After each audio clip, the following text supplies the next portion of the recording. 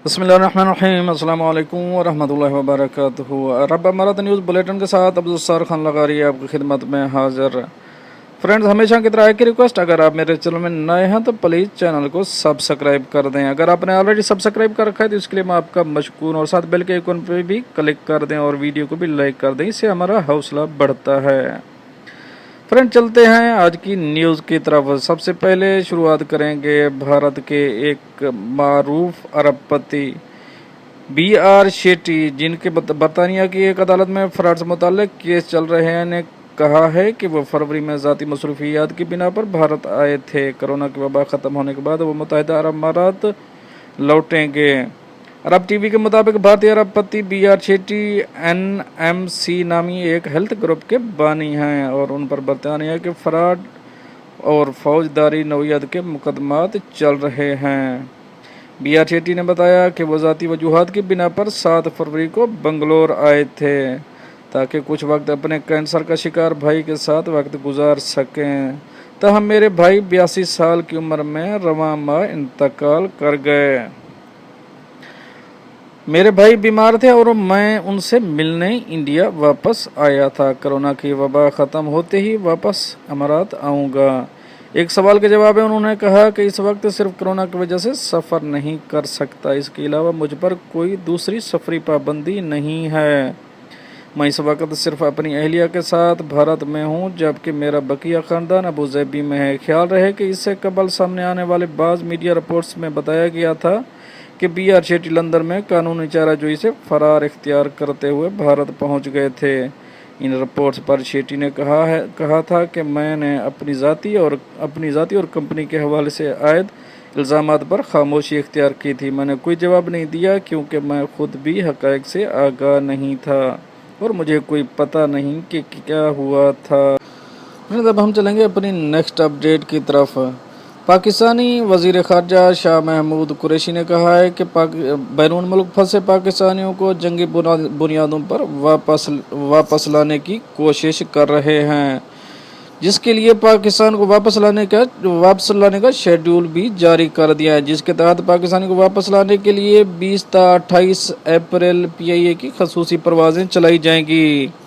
इन परवाज़ों से मुत्तहिदा अरब अमारात, Dubai, Singapore, Malaysia, Australia, बरतानिया दीगर ममालिक से पाकिस्तानियों को वापस लाया जाएगा। तर्जमान वजारत ख़ारजा का कहना है कि बैरून मुल्क फंसे पाकिस्तानी को वतन वापस लाने का तीसरा मरहला कल से शुरू होगा, यानी आज से 20 से 28 अप्रैल तक 20 खसूसी परवाज़ों के ज़रिए मुख्तलिफ ममालिक से पाकिस्तानियों को वतन वापस लाया जाएगा। शेड्यूल के मुताबिक 20 अप्रैल को जनूबी अफ्रीका, मुत्तहिदा अरब अमारात, बहरीन से पाकिस्तानियों को वतन वापस लाया जाएगा। 30 अप्रैल को कोरिया से पाकिस्तानियों को वतन वापस लाया जाएगा, जबकि 24 अप्रैल को मलेशिया, सिंगापुर, बरतानिया, मुत्तहिदा अरब अमारात से पाकिस्तानियों को वतन वापस लाया जाएगा, जबकि 26 अप्रैल को ऑस्ट्रेलिया और 28 अप्रैल को अमरात के लिए खसूसी परवाज़ें चलाई जाएंगी, जो गैर मुल्क में फंसे पाकिस्तानी को वापस लाएंगी, जिनमें खसूसी त्यारे 777 इस्तेमाल किए जाएंगे। फ्रेंड्स, अब हम चलेंगे अपनी नेक्स्ट अपडेट की तरफ। UAE का रमज़ान शरीफ में 1 करोड़ फूड के खाने के डब्बे तकसीम करने का ऐलान। जब रमज़ान शरीफ शुरू होगा तो खाने के पैकेट तकसीम करने का आगाज़ कर दिया जाएगा। मौजूदा सूरत हाल में UAE की सरजमीन पर कोई भूखा नहीं रहेगा। वज़ीर आज़म UAE शेख मोहम्मद बिन राशिद अल मक्तूम। फिर अब हम चलेंगे अपनी नेक्स्ट अपडेट की तरफ। UAE में पाकिस्तानी सफारत खाने का अहम ऐलान। पाकिस्तानी सफारत खाने के मुताबिक जानिब से जारी करदा एक बयान के मुताबिक हुकूमत पाकिस्तान के जारी करदा पॉलिसी के मुताबिक मदरजा झैल कैटेगरी के अफराद को तरजीही बुनियादों पर पाकिस्तान भेजने के इंतजामात किए जा रहे हैं। उन कैटेगरीज में नंबर 1 पे आते हैं उम्र रसीदा या बीमार अफराद, जिनकी इमराती हुकूमत का जारी करदा मेडिकल सर्टिफिकेट होना लाजमी है। नंबर 2 पे हैं ख़वातीन बशमूल बच्चे जिनके शोहर इमारात में मुकीम नहीं हैं। नंबर 3 पे वो आएंगे वो अफराद जो किसी मैयत के साथ पाकिस्तान जा रहे हैं। नंबर 4 पे ट्रांजिट में फंसे पाकिस्तानी। और नंबर 5 पर हैं मुलाजमत से बरतरफ किए जाने वाले अफराद। नंबर 6 पे कैदी हैं। नंबर 7 पे ज़ायरीन विज़िट वीज़ा वाले अफराद। और नंबर 8 पे ऐसे अफराद जिनके ख़ानदान में किसी करीबी रिश्तेदार, माँ बाप, बहन, भाई, बीवी, बच्चे की हालिया दिनों में वफ़ात हुई हो। पाकिस्तानी सफारत खाने के मुताबिक जिन लोगों ने खुद को सफारत खाने के साथ ऑनलाइन रजिस्टर करवाया था या करवा रहे हैं, उनकी लिस्ट और हुकूमत पाकिस्तान की पॉलिसी PAA को फराहम कर दी गई है। एक बयान में उन्होंने कहा कि मज़ीद बताया कि हुकूमत पाकिस्तान की पॉलिसी के मुताबिक रजिस्टर शुदा अफराद को उनके दिए गए रब्ता नंबर पर PIA उनसे खुद रब्ता करेगी, जबकि शहरियों को PIA के दफातर या सफारत खाने आने से गुरेज करने की भी हिदायत की गई है।